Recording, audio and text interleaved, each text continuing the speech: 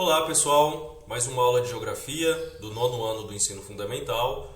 O conteúdo da aula de hoje ainda está na apostila 2, a partir da página 266. Vamos continuar conversando sobre a Ásia ainda, mas vamos falar especificamente de um país asiático, que é a China, uma superpotência emergente, certo? Uma breve revisão da última aula. Na última aula nós conversamos sobre a economia da Ásia, né? Conversamos sobre a exploração mineral e energética do continente. Falamos de alguns países que dependem muito aí dessa exploração mineral. Falamos do petróleo, né, e alguns outros temas específicos aí da exploração mineral. Na aula de hoje nós vamos falar sobre a China. O que nós vamos falar sobre a China na aula de hoje? Vamos falar sobre a posição geográfica, ou seja, onde que ela está localizada no continente asiático. E vamos falar brevemente do relevo e da hidrografia, né, que é os aspectos naturais. E vamos iniciar, se der tempo, os aspectos humanos, certo? A China, nome oficial, República Popular da China. Esse é o nome oficial da China. A China ela reúne a maior parte das características de uma superpotência, né? De um país rico, desenvolvido. Mas, ainda assim, apesar de reunir todas essas características, ela é considerada uma nação subdesenvolvida, assim como o Brasil. Por quê? Porque ela ainda enfrenta diversos problemas sociais. E nós vamos conhecer, nas próximas aulas, quais são esses problemas sociais enfrentados pela China. Então, nas últimas décadas, a China se tornou uma grande potência tecnológica e militar, como a gente vê aqui nessa imagem, o moderno trem-bala chinês, e nós vemos aqui um desfile bélico também chinês.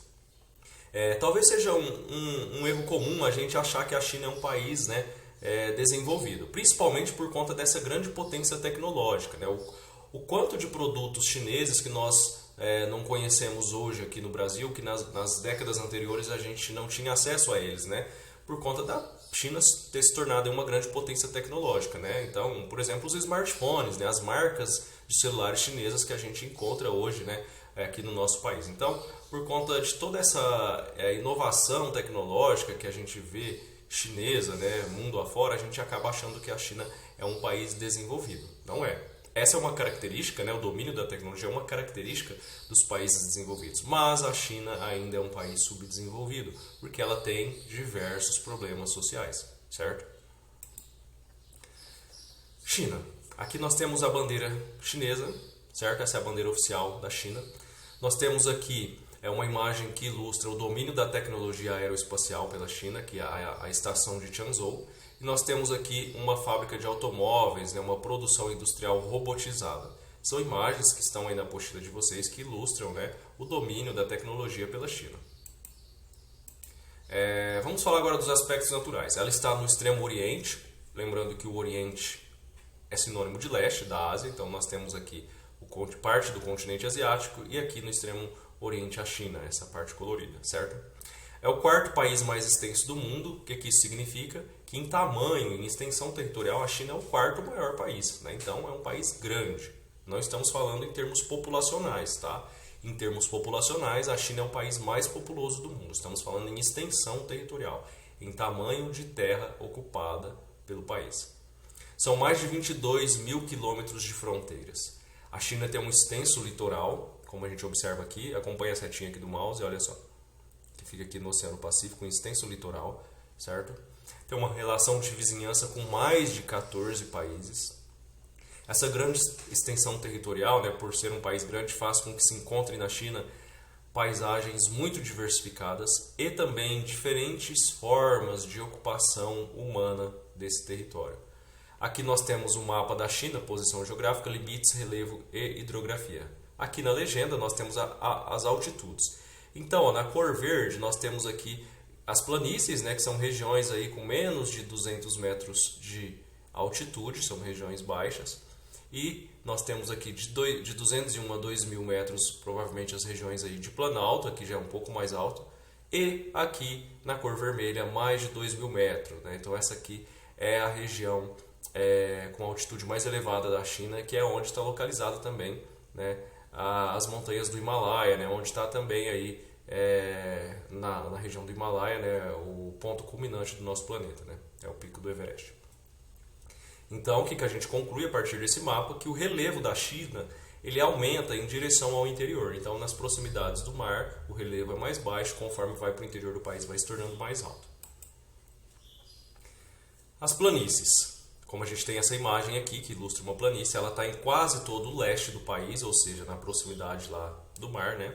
De altitude abaixo de 200 metros. Nessas regiões tem-se o predomínio de solos férteis, ou seja, solos propícios para a agricultura, né? Destaque para os rios, o Rio Amarelo, o Rio Azul e o Rio Xinjiang, que é uma região também densamente povoada, principalmente por conta de ter o solo fértil, né? E as cidades mais populosas também estão nessa região. Depois nós temos a região das montanhas, que é aquela região que a gente viu no mapa anterior, que é a região mais alta, né, com uma altitude maior. Nós temos as cordilheiras do Himalaia lá, superiores a 2.000 metros. É nessa região que fica a fronteira com a Índia, o Nepal e Butão, onde se localizam diversos dos picos mais elevados do mundo. São mais de 100 picos acima de 7.000 metros, certo? Aqui nós temos uma imagem, né, uma vista aqui da cordilheira do Himalaia. Continuando. E a outra região que a gente viu no mapa anterior, que é aquela região que está na cor amarela, que não está no litoral e nem lá no interior, né, das montanhas do Himalaia, é a região de Planalto, é a faixa central e o norte do país. São altitudes de entre 20 e 2.000 metros. No noroeste há a presença de rios intermitentes. O que são os rios intermitentes? São aqueles rios temporários, que normalmente na época da chuva eles se enchem e na época das secas eles secam completamente. E nessa região também nós temos no subsolo dessa região reservas petrolíferas, certo? No norte e no nordeste contorna o deserto de Gobi e os planaltos da Mongólia Anterior, que é uma região com clima árido, ou seja, clima seco, e também da Muxúria, com reservas de minério de ferro e carvão.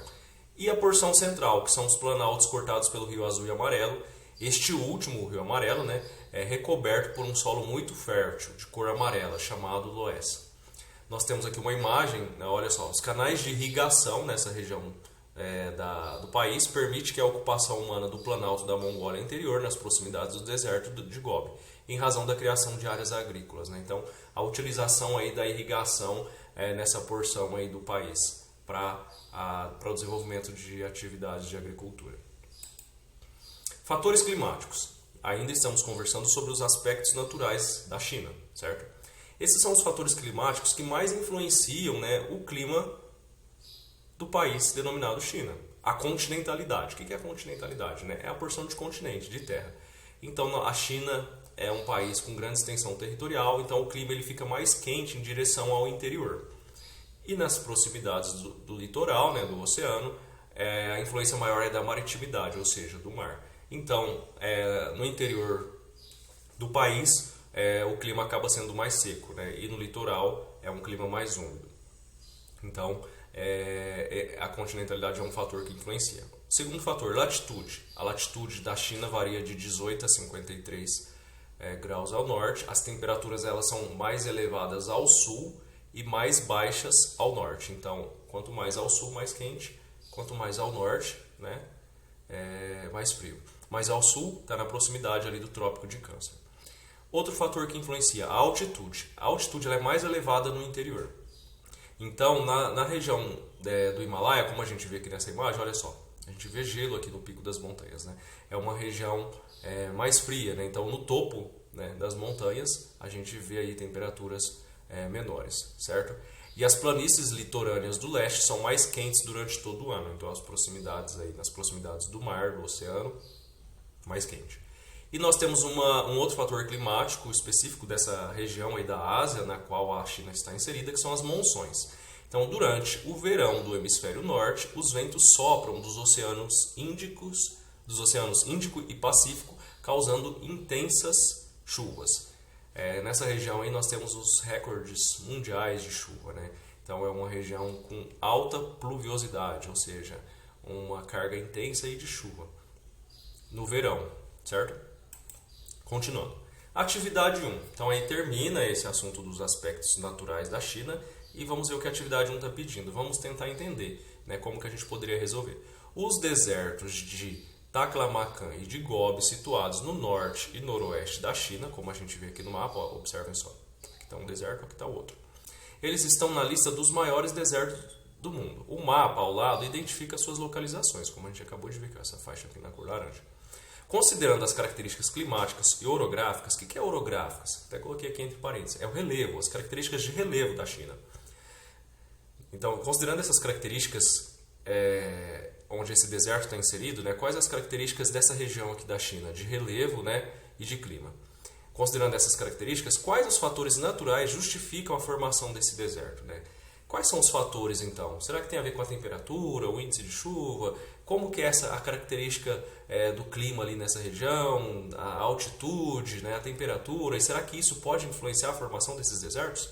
Então é isso que vocês devem resolver. Então vocês devem primeiro tomar conhecimento de como que é o relevo, né, e o clima aqui no norte da China e estabelecer alguma relação ou não com a formação desses desertos, certo? Continuando. Agora a gente vai falar um pouquinho aí dos conflitos étnicos, né? Já vamos entrar na parte dos aspectos humanos do continente. Do continente não, desculpa, do país. A China convive com pressões separatistas de grupos que vivem em províncias autônomas. Então, essas províncias autônomas elas correspondem a 40% do território chinês, né? Quase metade. Quais são os principais grupos separatistas que se tem lá? São os muçulmanos, os mongóis e os tibetanos. Vamos ler brevemente. Os muçulmanos eles estão no oeste, na região do Xinjiang. São povos de etnia turca e tadjik. Aconteceu aí uma intensificação do sentimento separatista a partir de 1991. Né? O marco desse evento foi o fim da União das Repúblicas Socialistas Soviéticas, né? E a independência de Cazaquistão, Quirguistão e Tajiquistão, que são esses países que são vizinhos. Então, esse grupo de muçulmanos, inspirado na independência desses países, também busca aí a independência da China, né? Essa região. No entanto, esses grupos não são apoiados por esses países não apoiam esse movimento separatista. A gente vê aqui, né, na região oeste da China, onde está. O outro grupo são os mongóis, eles estão no norte do país, na região árida da Mongólia, aqui nessa cor roxa, como vocês observam. Parte da população almeja uma reunificação com a Mongólia, que é o país vizinho, que é um país independente, só que esse país também não estimula essa esperança dos separatistas, né? Então, os mongóis que vivem na China, né, o ideal deles de separação da China esse ideal também não é estimulado pela Mongólia. Esse ideal de pertencer à Mongólia também. E o outro grupo são os tibetanos. Eles estão no sudoeste, na elevada região do Tibete, ocupada por tropas chinesas em 1950, logo após a Revolução Socialista. Antes eles não tinham nenhum apoio internacional, né, esse movimento separatista. Hoje ele tem um pequeno apoio. Então algumas nações acabam aí apoiando aí, esse ideal de separação dos tibetanos, nessa região aqui, ó, verde escura, como a gente pode observar, certo? Continuando, os aspectos humanos. Como a gente disse lá no começo da aula, a China tem a maior população do mundo, 1,4 bilhão de habitantes, no ano de 2018. A composição étnica da China é homogênea, 91%, né, dessa composição étnica denominada Han. Então, apesar de ser um país muito grande, muito populoso, não tem uma diversidade étnica muito grande. Tem-se grupos minoritários, né, que vão compor parte desses 9% que restam para chegar aos 100%, né, que são esses grupos, ó, Shuang, tibetanos, uigures, cazaques, mongóis, manchus, entre outros. A densidade demográfica do país é de 145 habitantes por quilômetro quadrado, com uma ocupação desigual. No leste, passa de 2.000 habitantes por quilômetro quadrado. O mapa, olha só, esse mapa aqui, ó, China, densidade demográfica e maiores metrópoles. Aqui na região mais escura, na cor mais vermelha, são as regiões com uma alta densidade demográfica, ou seja, maior concentração de população. A gente pode observar, né, que está aqui na porção leste do continente, na proximidade aí, do Oceano Índico, Oceano Pacífico, certo? Com direção ao interior, a gente vê uma densidade demográfica menor, né? Menos ocupação, menos população vivendo nessas áreas.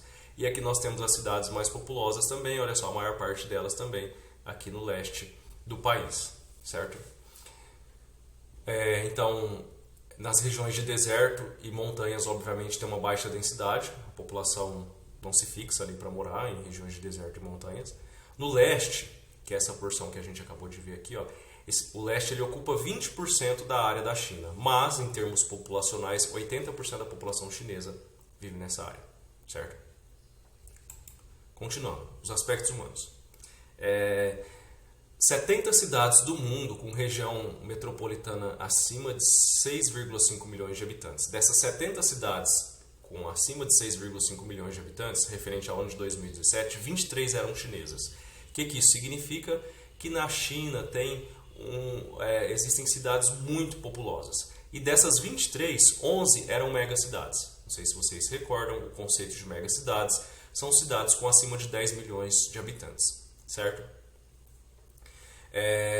A gente observou na China, nos últimos anos, uma queda da taxa de natalidade e do crescimento vegetativo. Lembrando que o crescimento vegetativo ele é o resultado da diferença do número de pessoas que nascem e o número de pessoas que morrem, ou seja, da taxa de natalidade e a taxa de mortalidade. O governo chinês ele implementou, a gente já estudou isso, tá?